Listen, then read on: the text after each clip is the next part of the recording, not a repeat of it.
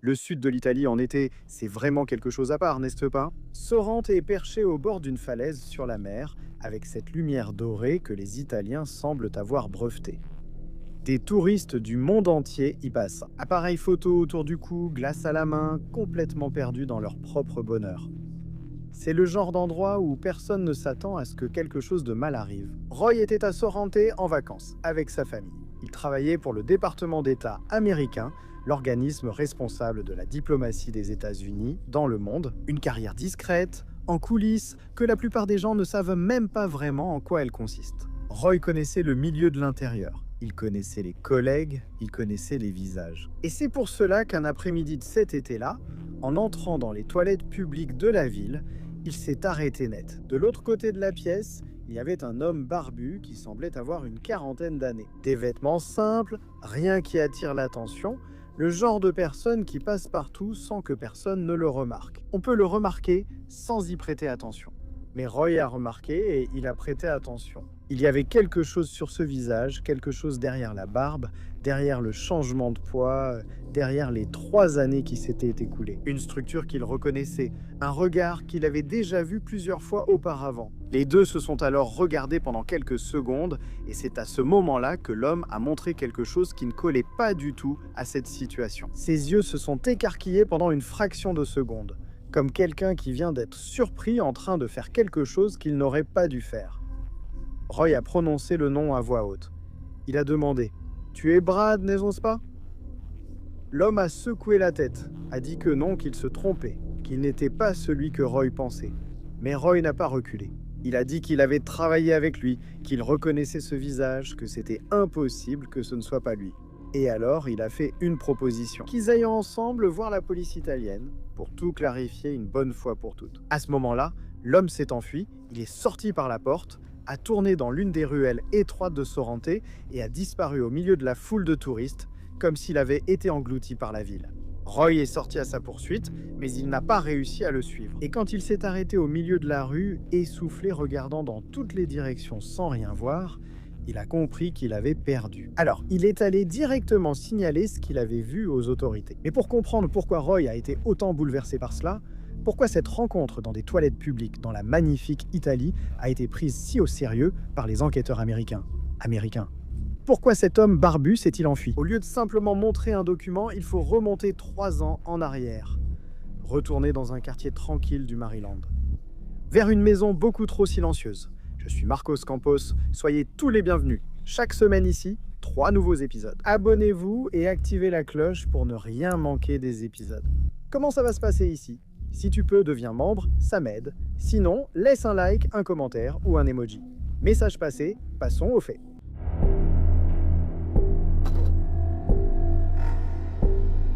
La maison silencieuse. Lundi 8 mars 1976. Bethesda, Maryland.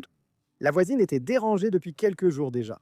Elle habitait dans la même rue que la famille Bishop, sur Lilystone Drive, dans un quartier arboré de Bethesda, une banlieue chic à quelques kilomètres de Washington. Le genre d'endroit où les maisons ont un jardin, tu vois. Tous ces petits jardins bien entretenus comme dans les films, des gamins qui font du vélo partout, et tout le monde, vous voyez le genre, non? Tout le monde se connaît. Ce petit endroit chaleureux, sans danger. Mais cela faisait presque une semaine que cette voisine n'avait vu aucun mouvement dans cette maison en particulier qui l'inquiétait. Aucune lumière ne s'allumait là-bas la nuit, aucune voiture ne sortait le matin, aucun enfant ne jouait dans le jardin, rien du tout. En fait, aucun signe de vie des personnes qui habitaient là. Alors elle a appelé la police. Et quand les agents sont entrés dans cette maison, ce qu'ils ont trouvé là n'avait pas d'explication facile pour un quartier comme celui-là, d'accord? Il y avait du sang dans plusieurs pièces. Ce n'était pas un accident domestique ni une simple blessure. Quelqu'un a saigné puis est parti en courant à l'hôpital. Rien de tout ça, c'était le genre de scène que les policiers reconnaissent tout de suite comme une violence grave, pure, avec beaucoup de force extrême, peut-être beaucoup de colère. Mais il n'y avait aucun corps là. Il n'y avait personne dans la maison. La famille qui vivait là était composée de 6 personnes. Annette, l'épouse, âgée de 37 ans, Lobélia, la belle-mère, de 68 ans qui vivait avec le couple depuis un certain temps. Et 3 enfants, William, 14 ans, Brenton, 10 ans, et Geoffrey, le Benjamin, âgé de seulement 5 ans. Et bien sûr, le chef de cette famille, Bradford, Un homme de 39 ans, diplomate du département d'État américain, diplômé de Yale, parlant couramment 5 langues, considéré par tous ceux qu'il connaissait comme l'homme idéal. Un homme accompli. Bradford n'était pas non plus à la maison. La voiture de la famille avait tout simplement disparu. Et leur chien, un Golden Retriever aussi. Un petit chien nommé Léo avait disparu, volatilisé. Il n'y avait personne, la police a alors enquêté sur l'homme derrière l'image. Les gars, pour comprendre ce qui s'est passé dans cette maison, il faut cerner Bradford. Pas celui que connaissaient les voisins, d'accord? Pas ce diplomate élégant que ses collègues admiraient. Le vrai Bradford qui s'est révélé petit à petit à mesure que les enquêteurs remontaient le fil de sa vie. Il est né en 1936 à Pasadena, en Californie. Et depuis tout petit, il a montré une intelligence hors du commun, tu sais. Il est entré à Yale, l'une des universités les plus prestigieuses, et a obtenu son diplôme avec distinction. Ensuite, il a obtenu un master en études internationales et servi dans l'armée américaine comme agent du contre-espionnage, soit un travail d'analyse stratégique et parfois d'espionnage. Le genre de formation qui apprend à une personne à observer tout ce qui l'entoure et à s'adapter à n'importe quelle situation. Et quand c'est nécessaire, à disparaître aussi. Disparaître sans laisser de traces. Après l'armée, il a rejoint le service extérieur du département d'État, le corps diplomatique américain représentant les États-Unis à l'étranger. Il a été affecté, disons, à différentes missions à travers le monde, y compris un séjour en Éthiopie, où il a appris l'araméen, qui était la langue principale là-bas. En plus de l'anglais, il parlait aussi le français, l'italien, le serbo-croate. 5 langues, les gars. Ce type avait vraiment beaucoup de qualifications. Passeport diplomatique, des décennies d'expérience vivant et travaillant dans différents pays. Regarde bien et commence déjà à relier les points, d'accord? Prends ton carnet et relis les points, puis tu me dis ce que tu en penses. Le gars était, en plus d'être admiré, très respecté partout où il passait. Mais il y avait un côté de lui que les gens ne connaissaient pas, ou du moins ne remarquèrent pas. Et que sa femme connaissait probablement mieux que tout le monde, d'accord? Une obsession qui allait au-delà de l'ambition normale. Bradford ne supportait pas l'idée de rester inactif. Il avait besoin de se sentir, comment dire, un gars utile, non? Un gars qui en fait utile n'est pas vraiment le terme. Ce type, il voulait tout le temps grimper, grimper, grimper. Il ne supportait pas cette sensation de stagnation, tu vois. Les gens s'habituent à la routine avec une grosse charge et un bon salaire. Ils vivent paisiblement. Mais lui, la routine le rongeait. Et quand ça arrivait, il s'effondrait intérieurement d'une façon qui ne se voyait pas à la surface, tu vois. Mais ça laissait des traces. Dans les mois qui ont précédé tout ce qui s'est passé, et je vais déjà te donner des détails, il était suivi par un psychiatre. Il prenait des médicaments contre la dépression, contre l'insomnie. Ses collègues proches décrivaient des sautes d'humeur, tu vois, des moments d'irritation, d'irritabilité intense. Là, ça ne correspondait pas à l'image qu'il essayait de donner. Et à l'extérieur, la situation financière de la famille était aussi très mauvaise, vraiment. Pire, Annette essayait de trouver un emploi dans une petite école du quartier où ils habitaient parce que l'argent manquait. Lobelia, sa mère, essayait de vendre un manteau de fourrure pour aider à payer l'hypothèque de la maison. Le fisc américain était sur son dos, tu vois. Les impôts s'accumulaient, ce qui signifiait qu'il y avait une enquête ouverte sur ses déclarations. Ce n'était pas la vie d'abondance que Bradford aimait montrer à tout le monde. Et puis, au début du mois de mars 1976, une nouvelle est arrivée qui semble avoir été la goutte d'eau qui fait déborder le vase. Tu vois ce que je veux dire? Voilà, Bradford n'a pas été retenu pour une promotion au département d'État. Et ici, il faut insister, faire une pause dans l'histoire pour que tout soit bien clair. Il n'a pas été licencié, il n'a pas été rétrogradé, il n'a pas perdu son emploi. Il n'a tout simplement pas été promu alors qu'il pensait qu'il le serait. Des collègues qui sont passés par la même situation, lors de cette même vague de promotion, ont été frustrés. Comme n'importe qui le serait, évidemment. Ils en ont parlé entre eux, ont envoyé balader les responsables, ils se sont défoulés, ont bu quelques verres, et la vie continue. Mais pour Bradford, ça n'a pas eu l'air de s'arrêter à cette rancœur qu'un petit verre pourrait régler, tu vois? Il n'a pas réussi à aller de l'avant, du moins pas comme des gens normaux sans l'acheter dans le cœur le ferait. Segunda-feira, 1º de março. Le matin du 1er mars 1976, Bradford a appelé la secrétaire de son bureau et a dit qu'il ne se sentait pas bien et qu'il allait chez le médecin. Dernier contact avec le département d'État. Au lieu d'aller chez le médecin, il a pris une moto et fait 3 arrêts avant de rentrer. La première s'est faite à une station-service où il a acheté et rempli un bidon d'essence. Un gallon américain, d'accord? Ça fait un peu plus de 3 litres, presque 4 litres d'essence. Ce n'est pas le genre de choses que l'on achète sans avoir une raison très précise en tête, n'est-ce pas? Je crois qu'il en avait une. La deuxième halte fut au centre commercial Montgomery Mall, où il entra dans un magasin de bricolage pour acheter 2 articles. Un marteau et une pelle. Et ce n'était pas un petit marteau, c'était vraiment un gros marteau. Un gros marteau de chantier, du genre que les maçons utilisent là pour démolir des murs, ce genre de choses. La troisième étape fut à une banque, où il a retiré quelques centaines de dollars en espèces. Les enquêteurs qui ont analysé ces 3 achats-là, des années plus tard, sont arrivés directement à la conclusion. Ce n'était pas de l'improvisation.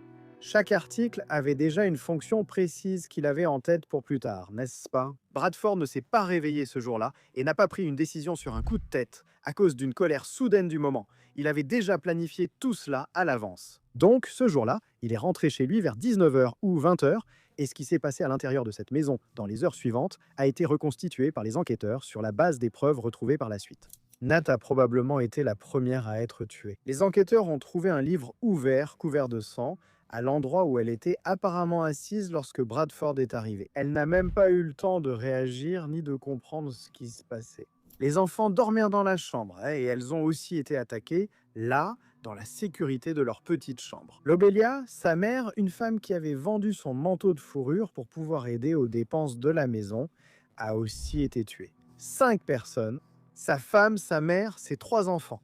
Le plus jeune n'avait que 5 ans, avec une grosse masse. Après tout ça, les gars, Bradford a mis les corps dans le coffre de sa voiture et il est parti. Ah, il a aussi mis le petit chien Léo sur la banquette arrière, d'accord? Il a pris un sac à dos avec ce dont il avait besoin, y compris un revolver qui avait appartenu à son père, de l'argent qui était là, qu'il avait retiré à la banque. Et il est parti en voiture dans l'obscurité, apparemment sans direction précise, en direction du sud, tout seul. Qu'est-ce qu'il a fait des corps?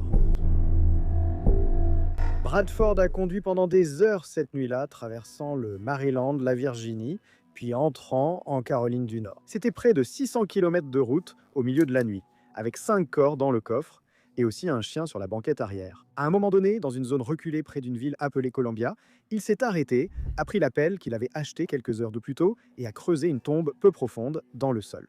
Il a mis 5 corps là-dedans, a jeté le bidon d'essence et y a mis le feu. L'objectif était de détruire ces preuves, compliquer l'identification et gagner du temps. Et en partie, cela a fonctionné parce que, lorsque les corps ont été retrouvés quelques jours plus tard, leur état a énormément compliqué le travail des enquêteurs. Mais pas assez pour empêcher l'identification définitive. Après avoir brûlé les corps, alors, Bradford est retourné à la voiture et a continué à conduire vers l'ouest en direction des Great Smoky Mountains. Pour ceux qui ne le connaissent pas, c'est l'un des plus grands parcs nationaux des États-Unis, à la frontière entre la Caroline du Nord et le Tennessee. Une région de forêt dense avec des sentiers totalisant des milliers de kilomètres, des grottes, des rivières, des terrains vraiment accidentés, qui peuvent facilement dissimuler n'importe quoi et n'importe qui, peut-être même aussi longtemps qu'on le souhaite. Ce n'est pas un hasard si Bradford a choisi cet endroit. N'oubliez pas que ce gars s'était entraîné, les gars. Un diplomate avec plusieurs formations de survie et tout ça. Là-bas, il a abandonné la voiture de sa famille dans un parking près d'un sentier, il a pris un sac à dos et s'est enfoncé dans la forêt à pied. Le lendemain du crime, il y a eu une seule observation confirmée sur le territoire américain. Le propriétaire d'un magasin de sport à Jacksonville, en Caroline du Nord, a déclaré qu'un homme ressemblant à Bradford est venu acheter des chaussures de randonnée, n'est-ce pas? Se préparer, parce qu'il avait peut-être déjà en tête ce qu'il allait faire, non? Et il était accompagné d'une femme à la peau mate et avait un chien doré avec lui. C'est la description que le gars a donnée. Après ça, plus rien. Bradford a tout simplement disparu de la circulation. L'enquête. Quand la police est entrée dans la maison de la famille et a trouvé des traces de sang sans aucun corps, l'enquête a commencé immédiatement, comme on l'a vu, n'est-ce pas? Les corps ont été retrouvés plus tard en Caroline du Nord et leur état après l'incendie a rendu leur identification difficile. Mais les enquêteurs ont confirmé qu'il s'agissait bien de la famille Bishop. Leur voiture, une Chevrolet Break, a été retrouvée sur le parking de ce parc national. Les caméras du magasin de bricolage ont enregistré l'achat du gros marteau et de la pelle. La banque a confirmé le retrait. Le bidon d'essence a été retracé jusqu'à la station-service où Bradford l'avait acheté. Les enquêteurs n'ont jamais douté de l'auteur. La question était ailleurs, n'est-ce pas? Bradford a été inculpé de 5 chefs de meurtre avec préméditation. Il fallait le retrouver pour le traduire en justice. Mais une inculpation sans arrestation de l'accusé, ce n'est qu'un bout de papier, non? Et Bradford avait un avantage. Un avantage que très peu de fugitifs dans l'histoire américaine ont déjà eu. La voisine a mis presque une semaine à remarquer qu'il y avait quelque chose d'anormal dans cette maison et a appelé la police. Pendant ce laps de temps, Bradford a eu suffisamment de temps pour se réorganiser, réfléchir, élaborer un plan et le mettre à exécution. Pour un homme ayant une formation en renseignement parlant couramment 5 langues, dites-moi avec des années d'expérience à vivre dans différents pays et qui connaissait les coulisses des gouvernements, une semaine d'avance, c'est une éternité, non les gars? Le FBI estime que Bradford a passé la frontière américaine dès les premiers jours avec son passeport diplomatique, seul document familial disparu avec lui. En 1976, un passeport diplomatique américain ouvrait des portes partout dans le monde, d'une manière qu'il serait difficile d'imaginer aujourd'hui, les gars. Les douaniers traitaient ces documents avec un niveau de respect et de discrétion qui rendait toute vérification approfondie très difficile. Et Bradford savait exactement comment utiliser cela à son avantage. L'enquête qui a suivi a été décrite par des agents du FBI comme l'une des plus frustrantes de l'histoire de l'agence. Ce n'était pas faute de preuves, car celle contre Bradford était solide dès le début, mais l'homme avait disparu à une époque sans caméra de reconnaissance faciale partout comme aujourd'hui.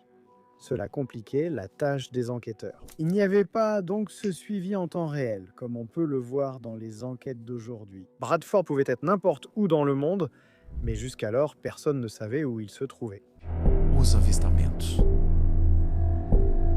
Les années suivantes, des signalements sont apparus dans plusieurs régions d'Europe. En juillet 1978, une femme suédoise qui avait travaillé avec Bradford lors d'une mission d'affaires en Éthiopie a affirmé avoir vu apparemment le même homme 2 fois en une semaine dans un parc public de Stockholm. Elle a dit qu'elle était certaine que c'était lui. Après avoir appris qu'il était recherché pour meurtre, elle s'est aussitôt adressée aux autorités, mais l'observation n'a pas été confirmée. Déjà en 1979, la scène par laquelle nous avons commencé ce récit. Vous vous souvenez de Roy dans des toilettes publiques à Sorrente, en Italie, face à un homme barbu qui s'est enfui lorsque Roy l'a reconnu. Vous vous souvenez de ça, n'est-ce pas? Les signalements ont continué les années suivantes. Belgique, Royaume-Uni, Finlande, Pays-Bas, Allemagne, Grèce, Espagne, Suède, Suisse, tous les endroits imaginables. Plus de 10 pays européens sur plusieurs décennies. En 1994, une ancienne voisine de Bethesda a dit l'avoir vu quelque part en Suisse. Aucun signalement n'a mené à la capture de Bradford.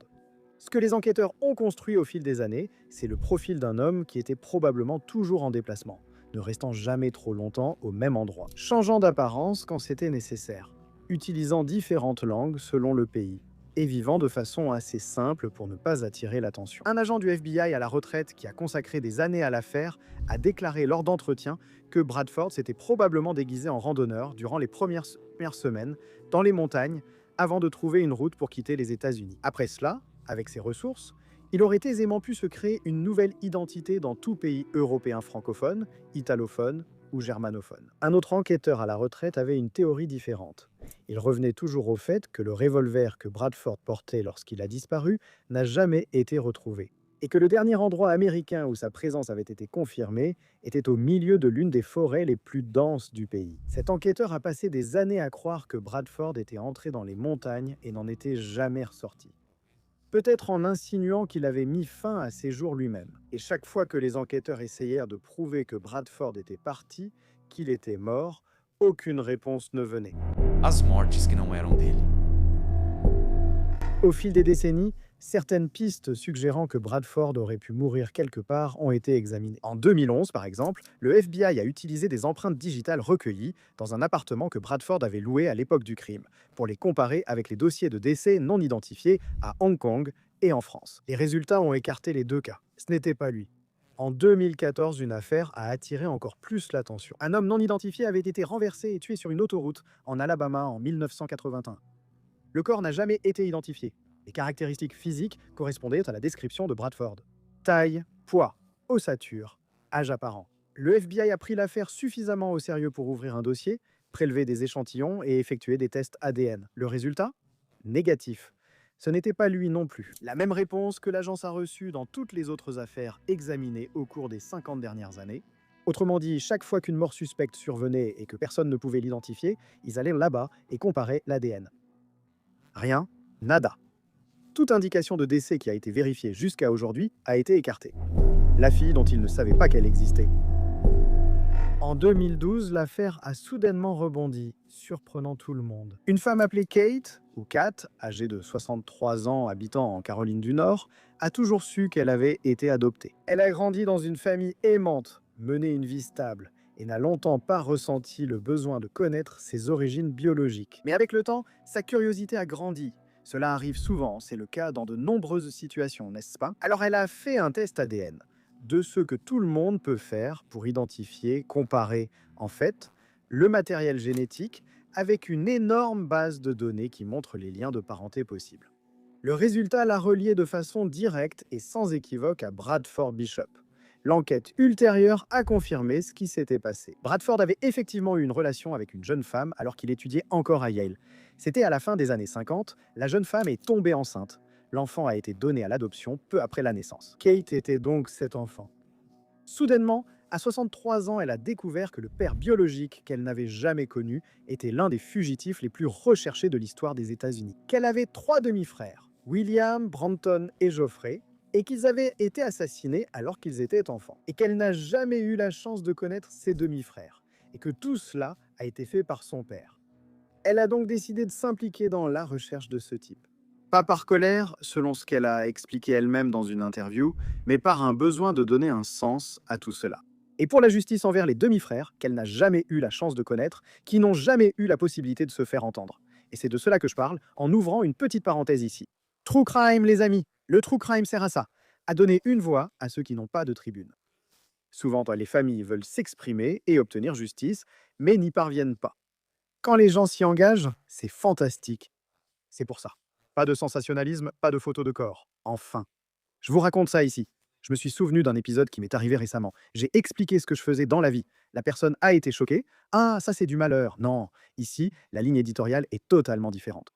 Mais pour revenir à l'affaire, le FBI a prélevé l'ADN de Kat ou de Kate et l'a comparé au matériel génétique disponible dans l'affaire. La correspondance a été confirmée. Elle était en effet la fille de Bradford. Sauf que, malgré le fait que cette fille, à lui, Kate, se soit engagée dans la cause, ait essayé d'aider à cause de ses frères. Jusqu'à aujourd'hui, elle non plus n'a rien trouvé. 50 ans? Maintenant, en mars 2026, l'affaire a atteint 50 ans. 50 ans depuis que Bradford a pris une grosse masse, un bidon d'essence, et a détruit tous ceux qu'il aimait. S'il est encore en vie aujourd'hui, il doit avoir environ 90 ans déjà. Le FBI affirme qu'il pense qu'il y a une réelle chance qu'il soit quelque part dans le monde, vivant sous une autre identité. Il a passé toute sa vie là-bas sans éveiller de soupçons. Une notice rouge, ces alertes d'Interpol, qui équivalent à un mandat d'arrêt international, est toujours active à son nom.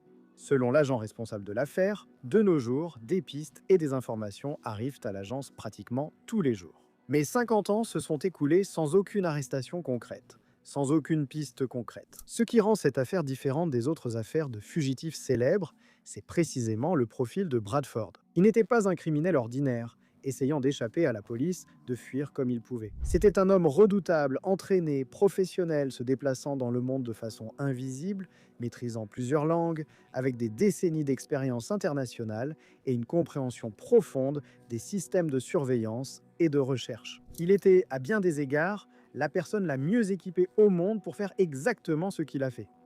Et oui les gars, à cause d'une promotion refusée, quelque chose a basculé dans sa tête. Et c'est justement la partie la plus lourde de l'affaire, n'est-ce pas?